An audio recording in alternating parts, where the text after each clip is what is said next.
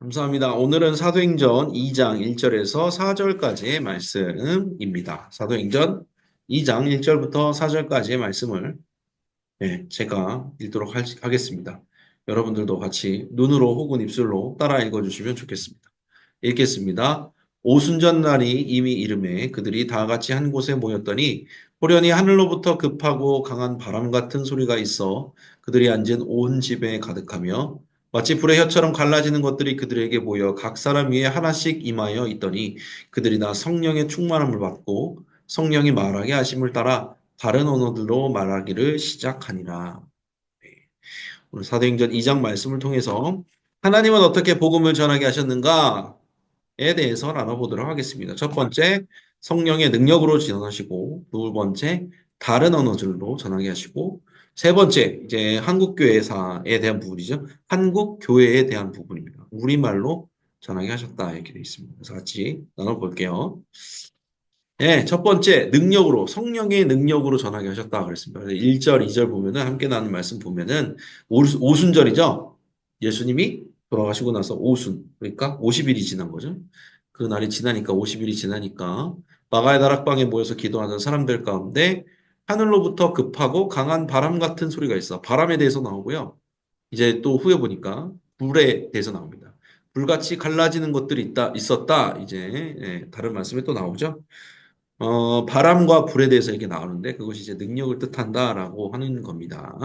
그래서 바람은 제가 노란색으로 표시해놨지만 바람은 전통적으로 그렇죠. 푸니우마 하나님의 영을 상징합니다.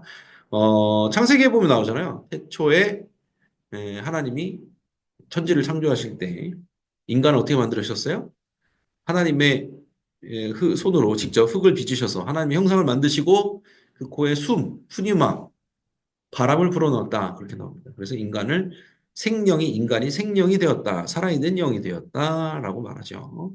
그래서 제가 장례 예배 때 종종 쓰는 이제 구절인데, 우리가 그런데 이제 죄를 때문에 죽은 거잖아요. 우리가 죽은 영이 된 겁니다. 생명이었는데 죽은 영이 돼요. 죄 때문에.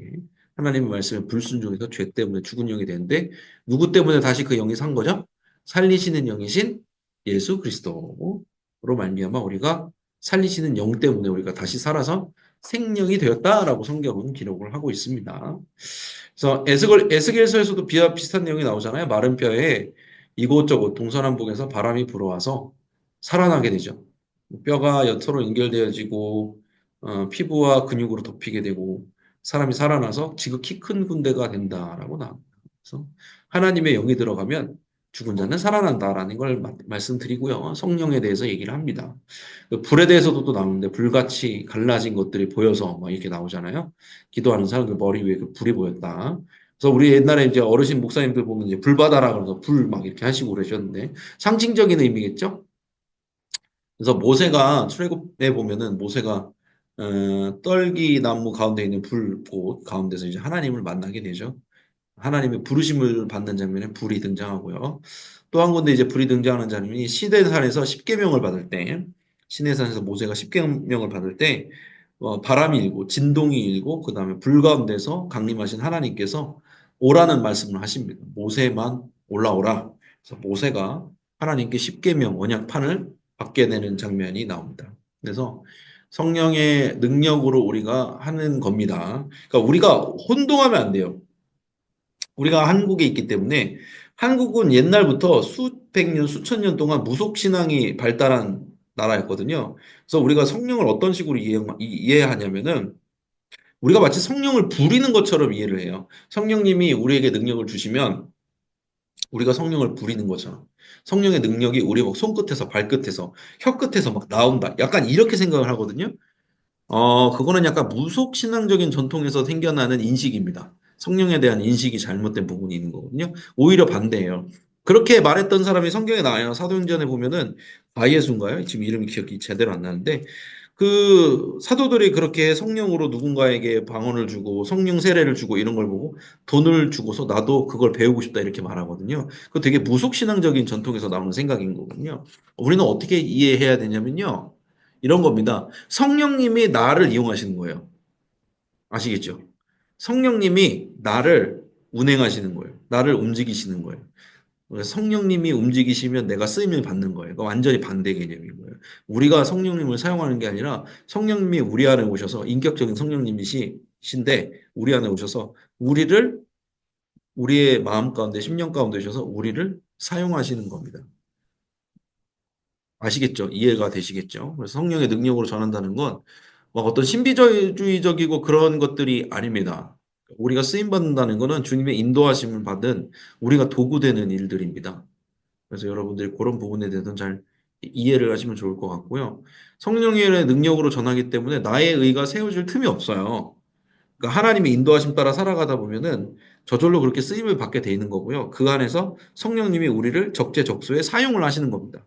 하나님께서 섭리를 이미 깔아 놓으셨고 계획을 세워 놓으셨고 그 순간 그때 우리가 이렇게 위치에 있는 거예요. 성령의 인도하심 따라 거기 있어서. 대부분 여기 보면은 뭐 사도행전에 나오는 베드로도 그렇고 사도 바울도 그렇고 그 적재적소에 딱 있잖아요. 하나님이 계획하신 대로 적재적소에 있는 거예요. 부르심 따라 그곳에 존재하는 겁니다. 그거에 따라서 우리가 이제 쓰임 받는 겁니다. 그것이 이제 성령의 능력으로 복음을 전하는 겁니다. 물론 우리가 성령 충만하여서 하나님의 말씀을 전파할 때 힘이 있고 담대하게 선포해서 그들 가운데 변화가 일어나는 경우도 있습니다. 하지만 여러분들 그것도 아셔야 돼요. 뭐 베드로가 한번 설교했더니 3천 명이 돌아왔다. 그것도 성령의 역사지만 스테반 집사가 성령의 충만하심을 입고 담대히 선포하잖아요. 그런데 어떻게 됐어요? 돌 맞아 죽습니다. 그럼 그거는 뭐 역사하심이 아닌가요? 그것도 성령의 역사하심이라는 거죠. 우리는 적재적소에서요. 때로는 순교할 수도 있고요. 때로는 우리의 말을 듣고 사람들이 변해서 교회가 세워질 수도 있는 거예요. 두 가지 다 성령의 능력으로 전할 때 나타나는 일입니다. 그래서 우리가 어떤 일을 볼 때 성령의 능력으로 되었다라고 결과론적으로 보면 안 돼요. 아까 말씀드렸지만 베드로는 그렇게 성령의 능력에 힘입어서 성령 충만해서 말씀 선포했는데 3천 명 돌아왔는데 스테반 집사님은 돌 맞아 죽었단 말이에요. 그러면은 스테반 집사님은 뭐 잘못한 거예요? 성령 충만하지 않은 거예요? 그건 아니라는 거예요. 그러니까 결과론적으로 보지 말아야 된다는 거죠. 하나님께서 적재적소에서 순교할 사람은 순교하는 거고, 그쵸? 뭐 계획적이고 운명론적인 거를 얘기하는 게 아닙니다. 무슨 뜻인지 아시겠죠? 어떤 사람은 그렇게 쓰임 받는 거고. 때에 따라서 아시겠죠? 그런 부분이 있기 때문에 남과 비교할 필요도 전혀 없다. 하나님께서 만들어주신 분량대로 쓰임 받는 거다. 남들과 비교할 필요도 없다. 성령님의 주관대로 우리는 쓰임 받는 거다라는 거를 꼭 기억하시기 바랍니다. 그래야지 행복할 수 있어요. 사역할 때. 우리는 그런 생각을 하거든요. 사역할 때, 아, 저 사람 저렇게 쓰임 받는데 난 저렇게 똑같이 쓰임 받지 못하는구나. 그건 비교예요. 그거야말로 마귀가 좋아하는 거예요. 서로 비교하게 되고 같은 선한 하나님을 하면서 누군 비교하면서 서로 층을 나누고 계급을 나누고 그러면 안 되는 거거든요. 성령의 능력이라는 건 그런 겁니다. 성령의 능력이 우리를 주관해서 쓰는 거예요. 우리가 성령을 이용하는 게 아닙니다. 두 번째, 바른 언어들로 전하게 하셨다. 4절에 나옵니다. 그들이 다 성령의 충만함을 받고 성령의 말하게 하심을 따라 다른 언어들로 말하기를 시작하니라. 그래서 방언에 대해서 성령의 은사인 방언에 대해서 나왔죠. 근데 참 그 신기한 거죠. 성령 충만의 사건, 성령이 임재했던 성령 강림절의 기원이죠. 성령이 임재했던 이 사건을 통해서 맨 처음 일어난 은사가 뭐냐? 방언의 은사거든요. 그래서 그것들에 대해서 이제 많은 신학자들이 얘기를 하는데 오늘은 그 중에 한 가지를 가져왔습니다. 존 스토트 목사님이 말씀하셨어요. 하나님께서 성령 충만한 사람에게 방언을 주신 것은 각 나라에 맞는 언어를 가지고 복음을 전하라는 뜻이다 그랬습니다. 그러니까 하나님께서 이것도 창세기에 나오는 건데 창세기에서 바벨탑 사건으로 인해서 민족들이 다 나눠지잖아요. 각 나라와 언어와 방언대로 다 나눠진단 말이에요. 그렇게 흩으셨는데 그 가운데서 이제 말세가 되어서 신약 시대가 되어서 하나님 어떻게 하시냐면 각 나라의 언어를 입술에 집어넣어 주십니다. 그래서 같은 복음을 다른 언어로 전하게 이렇게 하시거든요. 그래서 그만큼 하나님께서는요, 너는 히브리어를 배워야 돼. 이렇게 말씀하신 게 아니에요. 우리는 히브리 사람이니까 이방 사람들도 히브리 말을 배워서 이 복음을 배워야 돼. 이렇게 말 안 하세요. 어떻게 하시냐면은 각 나라 사람에 맞는 언어를 히브리 사람들에게, 유대인들에게 입술에 넣어주시는 겁니다. 그래서 그 사람들이 나아가서 복음을 전하는 것입니다. 그러니까 우리는요, 전도를 할 때요, 그 사람에게 맞는 언어와 문화를 알아야 돼요. 배워야 된다는 거죠. 그래야 됩니다. 그러려면요, 그 나라와 그 언어와 그 세대가 될 수도 있죠. 어떤 개인이 될 수도 있어요. 우리는 요즘엔 옛날에는요, 농경시대 때는요, 다 그냥 비슷비슷하게 살았거든요. 옆집이 거기고 거기고 뭐 이웃이 거기예요. 그냥 옛날 예를 들어서 조선 후기 사회만 보더라도 우리 옛날 어렸을 때만 보더라도 그래요. 저 완전 태어나기 전에 저희 아버지 어렸을 때라고 하면 더 좋겠네요. 옆집이 옆집이고 거기고 거기고 다 그냥 사는 게 비슷해요. 거기는요, 뭐 언어를 뭐 할 필요가 없어요. 그냥 같은 얘기를 하면은 다 동일하게 알아들어요. 왜? 사는 환경이 비슷하니까 직업도 다 비슷해. 근데 지금 어때요? 직업이 같은 사람이 거의 없어요. 뭐 회사를 다니더라도 같은 파트가 다르고 같은 분야가 다르고 전공이 얼마나 많아요. 요즘에 이제 대학 가는 친구들 많으니까 대학에서도 전공이 다 각자잖아요. 다 한국 사람이긴 한데 말이 달라요. 언어가 다르죠. 문화가 다르죠. 사는 환경이 다르고 일하는 환경이 다르고 다 다르단 말이에요. 지역마다도 편차도 크단 말이에요. 왜? 그만큼 사회가 다변화되고 복잡하게 되었기 때문에. 그러니까 우리는요 생각을 해야 되는 게 우리가 누군가에게, 심지어 자녀에게, 내가 남편에게, 아내에게 복음을 전할 때도요, 그 사람에 맞는 언어를 배워야 돼요. 그 사람에 맞는 문화를 배워야 돼요. 이거를 안 하면요, 오해가 생기기 시작합니다. 우리 생각은 그잖아요. 옛날처럼 똑같이 복음 전하면 다 복음 받아들일 걸로 생각하잖아요. 이젠 그러지 않는다는 거예요. 요즘에 예수천국 불신지옥한다고 누가 교회 와가지고 막 열렬히 믿고 이런 사람 없죠. 왜요? 문화가 변하는 거거든요. 사회가 변한 거예요. 그거에 대해서 우리는 생각을 하면서 그 나라의 그 사람의 전도 대상자에게 맞는 언어를 배워야 되고요. 문화를 알아야 돼요. 아, 목사님 그거 너무 골치 아픈데요. 예. 그래서 사랑해야 돼요. 사랑하면 배우게 돼 있어요. 사랑하면요, 그 사람에게 관심이 생기고요. 그 사람의 언어, 그 사람의 태어나서 지금까지 있었던 그런 어떤 인생, 그 사람이 지금 처해 있는 상황, 이런 게 궁금해지고요. 그렇게 되면 어떻게 돼요? 사랑하면 궁금해지고, 알고 싶어지고, 대화하게 되고, 그럼 어떻게 돼요? 기도하게 되는 거죠.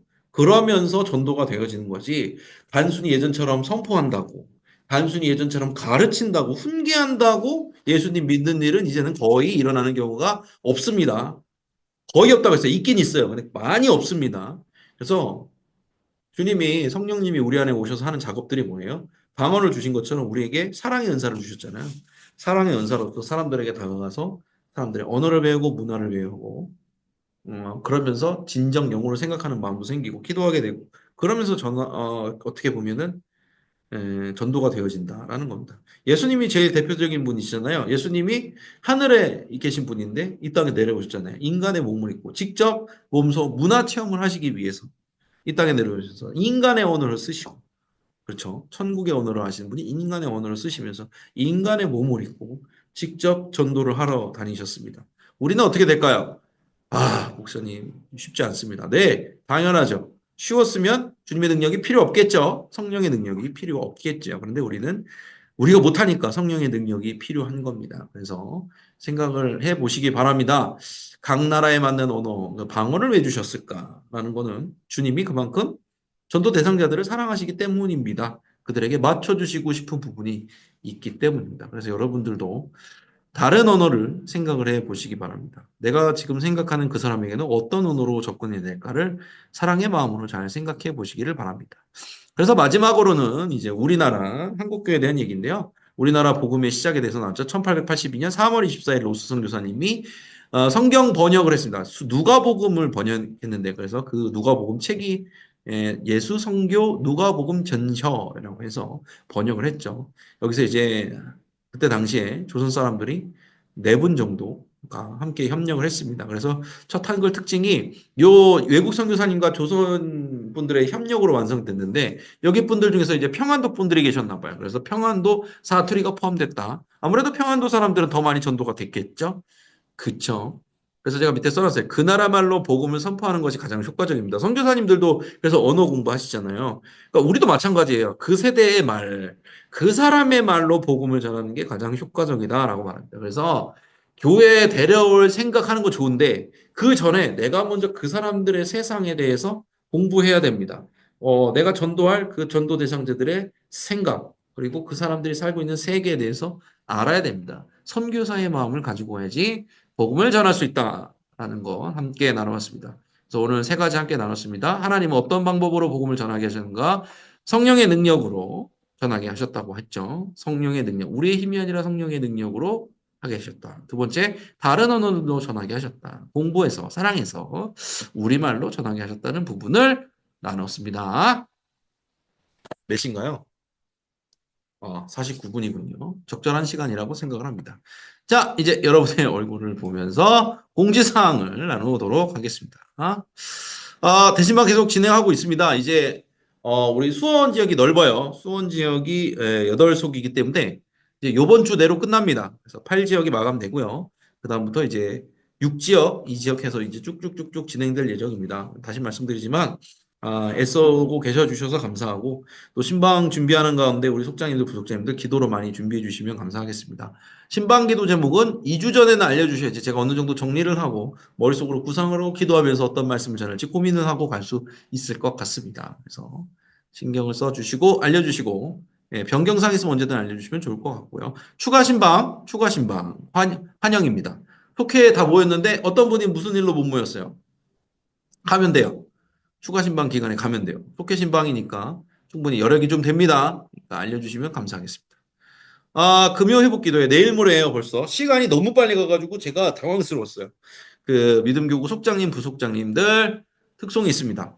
하나님을 찬양하는 귀한 섬김의 손길 가운데 함께 해주시면 좋을 것 같습니다. 주님을 높이는 날이니까요. 함께 해주시면 좋을 것 같아요. 예전에는 이제 뭐 1, 2, 3, 4, 5, 6, 7, 8 이런 식으로 이제 나눠서 진행했는데 이번 연도는 다 같이 함께 합심해서 모여서 하기로 했습니다. 그래서 믿음교구 지역 상관없이 모든 속장님, 부속장님들 함께 해주시면 좋겠습니다. 네, 연습은 내일 모레 오후 7시 40분에 모이도록 하고요. 여러분의 여러와 같은 성원으로 반주자님이 섭외가 됐고요. 예, 잘 모여주시고 목만 잘 풀어주시면 됩니다. 감기 걸리지 마세요. 꾀꼬리 같은 목소리로 해야 되니까 감기 걸리지 마시고요. 자, 지명기도 계속 하고 계시죠? 지명기도 노트를 활용하셔서 속회원분들 이름 부르고 기도해 주시기 바랍니다. 저도 이제 수요일 날 수요 예배 전에 한 1시간 정도 계속해서 기도를 하고 있거든요. 은혜가 있습니다. 그래서 꼭 이루어질 줄 믿고 하나님의 뜻대로 우리의 방법은 아니고 하나님의 방법대로 이루어질 줄 믿고 계속 기도해 주시기 바라고요. 속회데이 이렇게 교제한 것들 사진 이렇게 보내주신 분들 감사드립니다. 계속해서 2월 중에 모여주시기 바랍니다. 제가 기억자님들 통해서 다 이제 속회 지원금 잘 나눠드렸고요. 모임에 참여하지 못한 속회원분들 사랑의 편지 써주시고 선물은 어디 있다고요? 1층 생명살림 부스에 있습니다. 그래서 이름 적고 나서 받아서 이렇게 가져가시면 됩니다. 그래서 2층 헝국고지 앞에는 편지지가 있고요. 편지 봉투가 있습니다. 단체 기념사진 인증샷 촬영하시고 저에게 보내주시면 좋을 것 같습니다. 2월에 어려우신 분들은 그런 분들도 있더라고요. 얘기 들어보니까 3월에 주시면 됩니다. 괜찮습니다. 이렇게 있다고 이렇게 말씀을 드립니다. 이렇게 있어요. 119 전도 캠페인 계속 진행 중이고요. 꽃이 피는 봄이 오면 한번 이제 또 이제 새로 단지가 열리더라고요. 단지가 또 새롭게 열리는 곳이 있습니다. 재개발이 완료돼서 이게 사람들이 들어가는 데가 있더라고요. 거기 한 번 더 갈 예정입니다. 제가 아파트 단지가 지금 이름 기억이 안 나요. 요즘에 아시죠? 아파트 단지 이름 되게 외우기 어려운 거. 엄청 어렵더라고요. 그래가지고 제가 까먹어요. 종종 까먹어요. 그래서 대신방 이게 저거 뭐죠? 주소를 주시는데 이름이 어렵더라고요. 요즘에 왜 이렇게 이름이 어렵게 아파트를 만드는가? 그러니까 누가 그러시더라고요. 시어머니가 못 찾게 하려고 한다고. 이름 일부러 어렵게 짓는다고 그러더라고요. 어쨌든 전도 캠페인할 아파트가 좀 있으면은 다시 열리게 된다라는 점 기억해 주시면 감사하겠습니다. 자, 같이 기도하는 시간 갖도록 하겠습니다. 깨어 기도하게 하소서. 그래서 성령의 능력으로 살리는 속회, 살리는 삶, 살리는 교회 될 수 있도록 위해서 기도해 주시고 담임 목사님 영혼 육의 강건함을 위해서도 기도해 주시고 대신방 중에 있죠? 대신방 가운데서도 하나님의 뜻하신 일들이 우리 성도님의 삶 가운데 체험될 수 있도록 이 시간 함께 주여 믿습니다 하시고 기도하면 되겠습니다. 주여 믿습니다 하시고 함께 기도하며 나아갑니다. 주여 믿습니다. 사랑과 은혜 주님 감사합니다. 주님의 뜻 가운데 이렇게 귀한 말씀을 나누게 해주시고 성령의 능력으로 나아가는 각 사람에게 방언을 허락하셨습니다. 우리에게 서로를 향한 사랑을 허락해 주십니다. 다른 나라로 가서 선교하는 성도들을 함께하는 상황과 환경을 정말 관심 있게 지켜보고 사랑하면서 배워나갈 수 있는 우리가 되길 바랍니다. 그 사람이 쓰는 말, 그 사람이 처한 환경과 사람이 있는 마음을 우리가 깨달아 알 수 있도록 도와주시고 무엇보다 이를 위해서 사랑함으로써 기도하며 나아갈 때 하나님 우리가 원하는 전도의 문들이 열려지게 해주시고 있습니다. 하나님 그 능력으로 함께 해주셔서 우리 귀한 속해마다 주님이 원하시는 뜻들이 살아날 수 있도록 도와주시옵소서. 대신방 기간 중에 있습니다. 대신방으로 애쓰고 수고하는 지역장애, 무속장애, 인력부속장애 모든 성원들 정말 간절히 기도하는 기도 제목마다 주님께서 들어주시고 무엇보다 그것을 통해 하나님의 살아계심을 체험할 수 있도록 도와주시옵소서. 그 가운데 하나님 우리를 얼마나 사랑하시고 예수 그리스도의 십자가가 어떤 의미인지를 깨달아하는 우리 모두가 될 수 있도록 도와주시옵소서. 안양교회를 생명을 살리는 건강한 공동체로 불러주시네 감사합니다. 끝까지 깨어서 기도하며 이 어두운 세상 가운데 혼란스러운 세상 가운데 하나님의 말씀을 들고 온전히 서는 기준되는 교회 될 수 있도록 도와주시옵소서. 이를 위해 애쓰고 복음 분파하시는 우리 담임 목사님 말씀 사역 가운데 기도 사역 가운데 힘을 더하여 주시옵소서. 능력으로 충만하게 하여 주시옵소서. 정말 주님 앞에서 성실히 나아가시니 주님 그 모든 것을 감당할 수 있는 힘과 지혜와 명철을 더하여 주시옵소서. 몸에 힘을 주시고 마음에 힘을 주시고 목소리에 담대함을 허락하여 주셔서 주님 말씀을 온전히 선포하며 날마다 시마다 때마다 영원하게 강건함으로 함께 나갈 수 있도록 도와주시옵소서. 함께 위해서 기도하는 모든 성도들 가운데도 주님이 주시는 은혜와 도와주시옵소서. 이렇게 붙들어 주실 줄로 믿습니다. 역사하여 주시옵소서. 사랑과 은혜 주님 감사합니다. 오늘도 추운 날이지만 이렇게 함께 온라인에서 예배드릴 수 있도록 인도해 주셔서 감사합니다. 오늘 말씀 나눈 것처럼 그 모든 것을 성령의 능력으로 하게 하여 주시옵소서. 우리가 성령을 이용하는 것이 아니라 성령님께서 우리를 잘 사용하실 수 있도록 우리를 온전히 내어드릴 수 있는 우리가 되게 하여 주시옵소서. 주님께서 우리 입술에 방언을 주신 것처럼 각 사람들의 삶과 각 사람들의 생각과 각 사람들의 상황, 환경 등을 정말 사랑함으로 관심 있게 지켜보면서 기도하면서 전도할 수 있는 우리가 되기를 원합니다. 또한 그런 속회되게 해주시고 또한 우리 모두 될 수 있도록 도와주시옵소서. 우리 교회를 생명을 살리는 건강한 공동체로 불러주셔서 감사합니다. 우리 안양교회가 정말 이 혼돈스러운 세상 가운데서 밝히 말씀을 들고 서서 기준이 되어줄 수 있는 교회 되게 하여 주시옵소서. 정말 생명을 살리는 일 끝까지 쓰임받을 수 있도록 도와주시되 함께하고 있는 우리 속장님, 부속장님들 모든 성도님들 가운데도 그러한 체험들이 늘어날 수 있도록 도와주시옵소서. 말씀 들고 단위에 서시는 담임 목사님 가운데 말씀 사역, 기도 사역 열중할 수 있는 힘과 믿음과 지혜를 더해 주시기를 원합니다. 영혼육에 강건함 주셔서 살펴주시고 보호하여 주시고 끝까지 맡은 사명 감당할 수 있도록 함께하여 주시옵소서. 지금은 대신방 중에 있습니다. 만나는 주의 종이 만나는 모든 주님의 자녀들 심령 가운데 주님께서 평강을 보시고 예수 그리스도의 십자가를 선명히 찍어 눌러 주시옵소서. 주님께서 그렇게 인쳐 주실 때 이 험난한 세상 가운데 주님과 함께 동행하는 기쁨을 맛보게 될 줄로 믿습니다. 함께하여 주시옵소서. 감사드리며 예수님의 이름으로 기도했습니다. 아멘. 감사합니다. 함께 찬양하고 주기도문으로 마치도록 하겠습니다. 찬송가 183장 빈들의 마른 불같이 1절 찬양한 후에 주기도문으로 오늘의 예배를 마치도록 하겠습니다. 찬송가 183장입니다. 빈들의 마른 불같이 시들은 나의 영혼 주님이 약속한 성령 간절히 기다리네 가물음의 마른 땅에 단비를 내리시듯 성령의 단비를 부어 새 생명 주옵소서. 아멘. 아멘. 주기도문으로 마치겠습니다. 하늘에 계신 우리 아버지여 이름이 거룩히 여김을 받으시오며 나라가 임하시오며 뜻이 하늘에서 이루어진 것 같이 땅에서도 이루어지이다. 오늘 우리에게 일용할 양식을 주시옵고 우리가 우리에게 죄 지은 자를 사하여 준 것 같이 우리 죄를 사하여 주시옵고 우리를 시험에 들게 하지 마시옵고 다만 악에서 구하시옵소서. 나라와 권세와 영광이 아버지께 영원히 있사옵나이다. 아멘. 네, 애쓰셨습니다. 주님의 이름으로 사랑하고 축복합니다. 추운 겨울 따뜻한 밤 잘 보내시고 주님께서 사랑하시는 자에게 참으로 보답을 해 주실 줄로 믿습니다. 감사합니다. 교회에서 또 뵙고 인사드리겠습니다. 수고하셨습니다. 감사합니다. 감사합니다. 감사합니다. 얼굴 뵈서 감사했습니다. 감사합니다. 조용히 들어가시기 바랍니다. 감사합니다. 감사합니다. 예, 들어가소서. 네. 감사합니다. 또 뵙겠습니다.